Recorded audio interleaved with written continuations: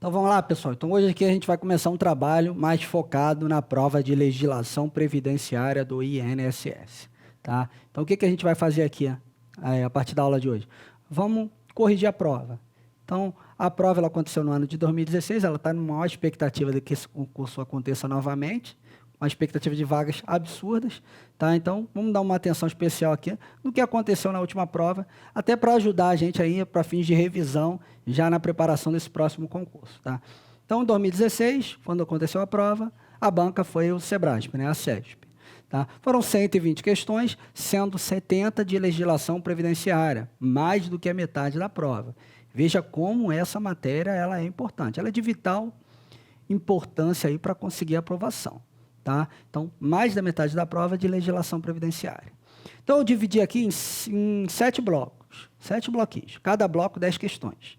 Tá? Aí a gente mata as questões de previdenciário, aí mais para frente, se der, eu gravo também aí as questões de administrativo, comento ali as questões de administrativo também, tá legal?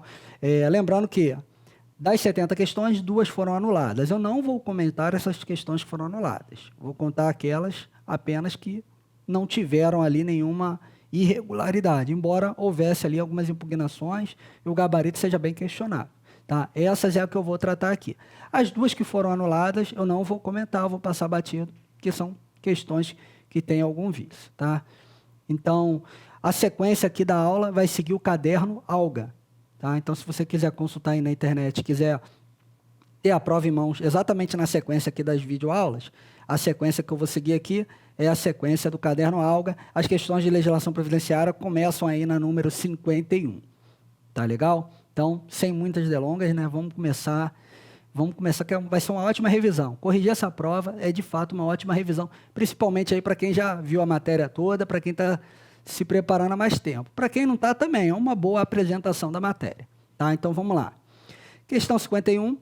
A Seguridade Social é organizada mediante gestão quadripartite, com participação dos trabalhadores, dos empregadores, dos aposentados e do governo nos órgãos colegiados. Então, pessoal, essa gestão ela é ou não quadripartite? Tá? Então, qual é a nossa base aí de fundamentação? Ela está lá no artigo 194, parágrafo único, inciso 7º.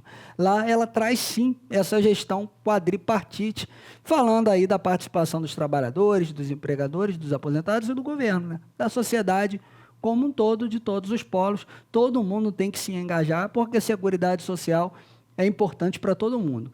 Eu tenho falado no presencial e repetido exaustivamente, pessoal. O artigo 194, ele traz lá no caput o conceito de seguridade e nos seus parágrafos os objetivos, que são, na verdade, os princípios. Esse artigo ele é de suma importância, tá?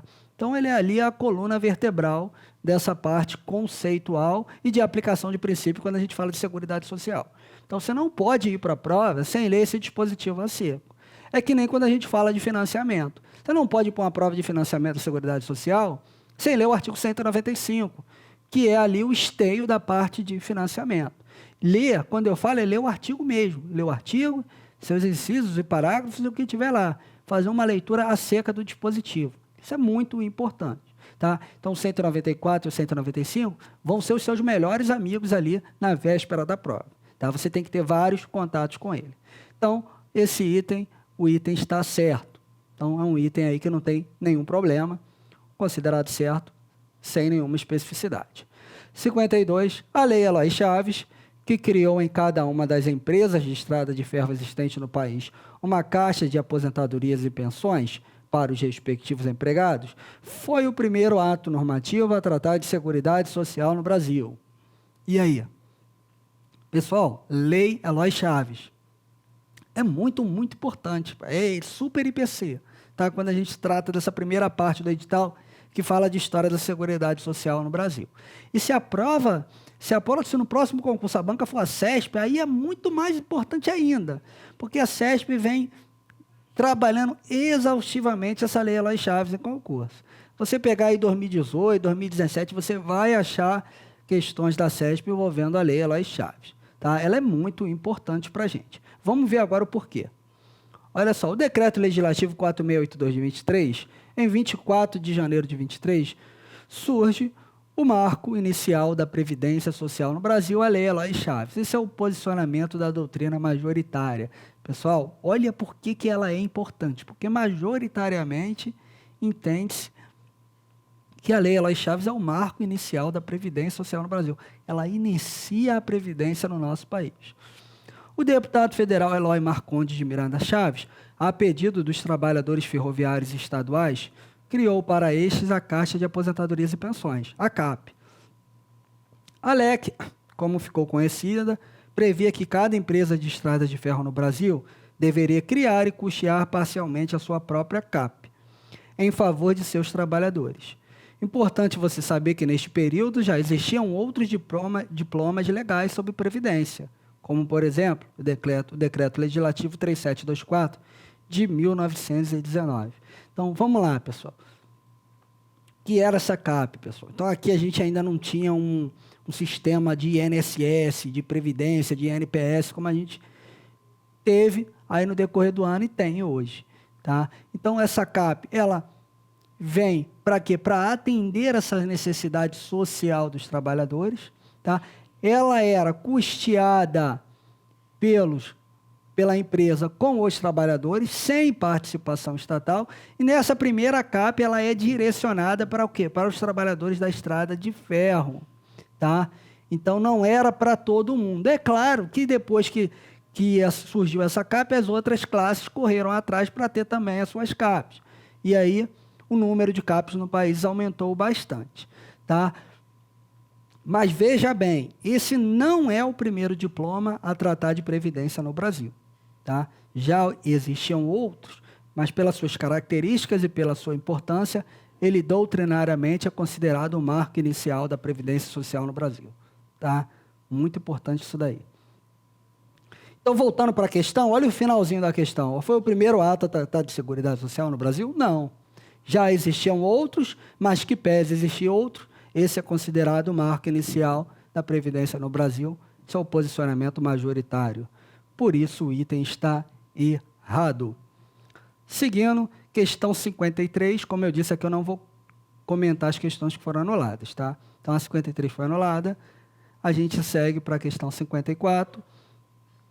A Constituição Federal define Seguridade Social como um conjunto integrado de ações de iniciativa dos poderes públicos e da sociedade, destinada a assegurar direitos relativos à saúde, à previdência e à assistência. Pessoal, eu costumo dizer lá no presencial que é o quê?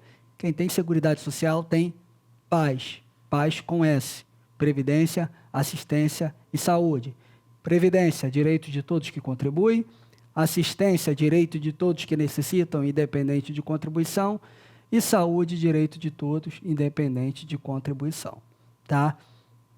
Então, esse item aqui, de novo, ele nos remonta lá no artigo 194 da Constituição, que na véspera da prova vai ser o seu melhor amigo. Tá? Junto com o 95, vai caminhar com você de mão dada. Por isso, o item está certo, tá? Sem nenhum problema. Seguindo questão número 55, de acordo com o princípio da universalidade da Seguridade Social, os estrangeiros no Brasil poderão receber atendimento da Seguridade? Então, olha só, será que os estrangeiros que estão aqui poderão receber atendimento? Se eu estou falando de atendimento da Seguridade Social, estou falando de atendimento de previdência, assistência e saúde. Ou eles vão ficar perambulando por aqui e vão estar excluídos desse direito. Então, como que eu botei aí para vocês em relação à universalidade da cobertura? A universalidade da cobertura demonstra que a Seguridade Social tem como objetivo cobrir toda e qualquer necessidade de proteção social da sociedade geral, como a velhice, a maternidade, casos de doença, invalidez e morte. Eu iria mais além aqui também, né? Você imagina um estrangeiro aqui, tramitando pelo país, não vai receber um atendimento de saúde, por exemplo, que é um direito de todos, vai estar excluído durante uma época de turismo, de férias ou coisa desse tipo, tá? Então, pessoal, o item está o quê? Certo. O estrangeiro vai estar tramitando aqui no país e não vai estar excluído, por exemplo, não vai poder ser atendido no Sistema Único de Saúde, que é um sistema integral, ele vai estar excluído desse sistema, ou não vai poder, ou por algum motivo, desenvolver uma atividade que o coloque como obrigatório, e ele tenha que contribuir para o sistema previdenciário. Então, era uma questão que você tem que parar na hora da prova ali e ficar pensando ali nas possibilidades, tá? Dentro do conceito de seguridade, previdência, assistência e saúde, e trabalhar. Será que ele pode isso? Será que ele não pode isso? Isso ajudaria muito na hora do candidato estar ali na prova para que ele não perdesse a questão. Vamos para 56? Lei complementar editada pela União poderá autorizar os Estados e o Distrito Federal a legislar sobre questões específicas relacionadas à seguridade social. Essa aqui é uma parte do edital que trata do direito constitucional, né? Então, os primeiros itens ali do edital, ele traz ali várias especificidades envolvendo outras matérias. E a parte constitucional está bem latente ali, que é quando fala de competência. Então, vamos dar uma olhada aqui na competência. Ó. O artigo 22 diz o seguinte: compete privativamente à União legislar sobre seguridade social. O parágrafo único diz o seguinte: a lei complementar poderá autorizar os Estados a legislar sobre questões específicas das matérias relacionadas nesse artigo. Então, com isso, a gente observa que sim, poderá sim os Estados e o Distrito Federal tratar de questões específicas. O item também está certo, está correto. Seguindo para a próxima questão, a famigerada questão 57. Né? De fato, na minha opinião, foi a questão mais polêmica do último concurso do INSS. Então, vamos dar uma olhada nela. Pedro trabalha como professor remunerado de uma escola particular. Olha só, ele é professor remunerado de uma escola particular. E, concomitantemente, explora atividade econômica de agropecuária em regime de economia familiar em uma chácara de 2 módulos fiscais. A questão nos dá uma ideia inicial, pessoal, de que ele seria aí um segurado especial em relação a essa segunda atividade. Mas ele não diz isso literalmente, que ele é um segurado especial. Ele apenas traz algumas características que nos remontam à ideia que, em relação a essa segunda atividade, ele seria um segurado especial. Então, o que diz aí a assertiva? Nessa situação, Pedro é segurado obrigatório do regime geral em relação a cada uma das atividades realizadas. Já vamos parar aqui de cara e vamos lembrar, quem são os segurados obrigatórios? Contribuinte individual, avulso, doméstico, empregado, segurado especial. Então, esse é o rol dos nossos segurados obrigatórios. Então, ele diz o seguinte: ele é assegurado obrigatório em relação a cada uma dessas atividades? Então, vamos ver, pessoal. Já grifei logo em seguida aí para vocês o que a gente tem que tomar cuidado. Ó. Trabalho como professor remunerado em uma escola particular. Então, aqui, trabalha a escola, o ano letivo, ele o quê? Tem 360 dias, é o ano todo. Então, ele é segurado obrigatório.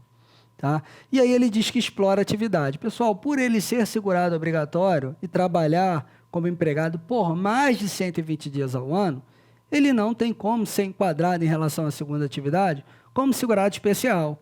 Então, naturalmente, em relação a essa segunda atividade, ele vai ter que ser obrigatoriamente contribuinte individual. E na assertiva ele pergunta: ele recolhe em relação a cada uma delas? Ele é segurado obrigatório em relação a... Sim, pessoal. Olha só, ele deixando de ser segurado especial e sendo contribuinte individual, ou ainda se mantendo na condição de segurado especial, ele vai ser obrigatório de qualquer maneira. Então, ele é obrigatório na primeira atividade, por se tratar de segurado empregado, como é na segunda atividade, por se tratar de segurado contribuinte individual. E mesmo que ele deixasse de ser contribuinte individual e fosse enquadrado como especial, ele não deixaria de ser obrigatório, porque a assertiva fala de obrigatório. E tanto o especial como o contribuinte individual são segurados obrigatórios. Tá? Então, o item dessa questão, ele deveria ter sido considerado certo, correto. Em relação a cada uma, ele é segurado obrigatório.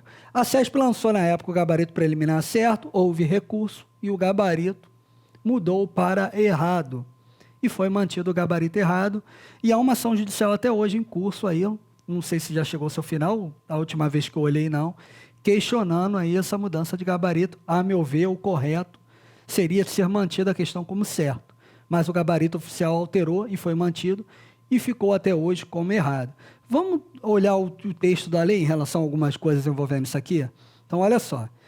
Lá no artigo 11 da Lei 8.213, quem é o segurado especial?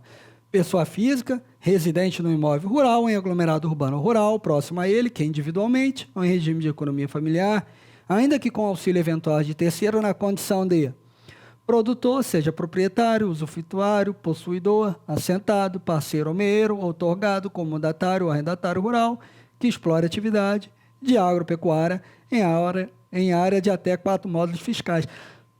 Lá na questão, ele fala em 2 módulos fiscais, pessoal. Estaria aqui dentro. O problema é a atividade superior a 120 dias, desenvolvida na escola, que o exclui ele dessa categoria de especial. E aí ele não vai ficar flutuando sem categoria nenhuma. Tá? Vai ser o que ele quiser? Não. Ele automaticamente ele já vai cair na outra, na categoria de contribuinte individual. Tá? Não vai deixar de ser obrigatório e nem deixar de ter que recolher as suas contribuições. Seguindo, não é segurado especial o membro de grupo familiar que possui outra fonte de rendimento, como é o caso lá da questão, exceto se decorrente de exercício de atividade remunerada em período não superior a 120 dias, corridos ou intercalados no ano civil. Pessoal, lá ele fala de ano letivo. O ano letivo, naturalmente, é superior a 120 dias dentro do ano civil. Tá? Parágrafo 2º. Todo aquele que exercer concomitantemente mais de uma atividade remunerada, sujeita ao regime geral, obrigatoriamente é filiado em relação a cada uma delas. Reforça ainda mais que o gabarito dessa questão deveria ser certo, deveria ser mantido, como estava no gabarito preliminar, e não ser alterado. No entanto, o gabarito foi alterado e o gabarito final da questão ficou como errado. Tá? Então, você vê que é um erro, na minha opinião, humilde opinião, da CESP, grave, mas foi mantido e isso gerou uma ação judicial que está em curso. Tem uma aluna que se sentiu prejudicada, eu acredito que até mais pessoas foram prejudicadas e está lutando ali para alterar o gabarito, já que, naturalmente, ela deve ter sido excluída aí da lista de aprovados, ou coisa desse tipo.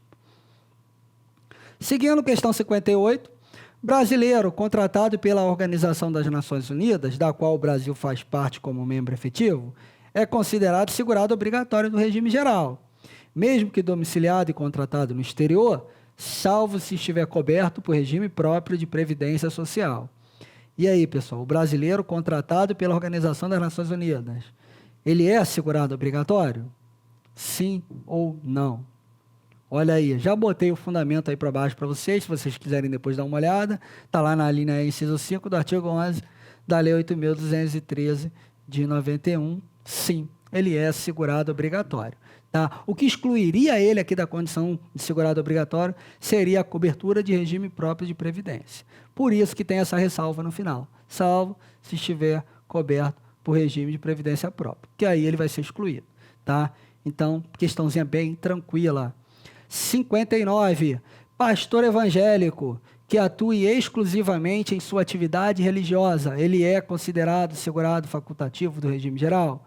Pessoal, eu chamo de clérigos. Os religiosos, pastores, padres, missionários, bispos, esse pessoal é facultativo? Sim ou não? Pessoal, eu falo que clérigos são segurados obrigatórios. Eles são contribuintes individuais. Essa é a categoria que eles são enquadrados. Tá? Por isso o item está errado. Eles não são facultativos. Eles são segurados obrigatórios na categoria de contribuinte individual.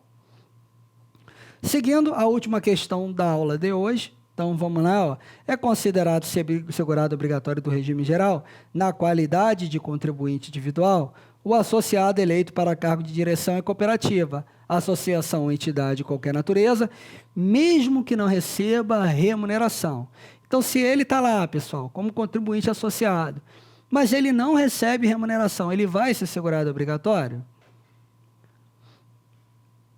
Pessoal, errado, pessoal. Olha só, trabalho gratuito, trabalho voluntário, em que não haja uma remuneração, uma contraprestação remuneratória pelo serviço, não é segurado obrigatório, não tem enquadramento para o regime geral. Tá? O que vai gerar ali a vinculação, o fato gerador, é o quê? O exercício de atividade laboral remunerada. É isso que faz nascer a vinculação com o regime geral, tá? Que vai fazer com que a pessoa passe a ser detentora de direitos e, consequentemente, de obrigações, e que tenha que efetuar os seus recolhimentos. tá? Por isso o item está errado. Tem que haver remuneração, tá? Fechamos o primeiro bloco, tá? Lembrando que vão ser 7 blocos. A gente continua já já com a segunda parte da correção da prova. Até daqui a pouco.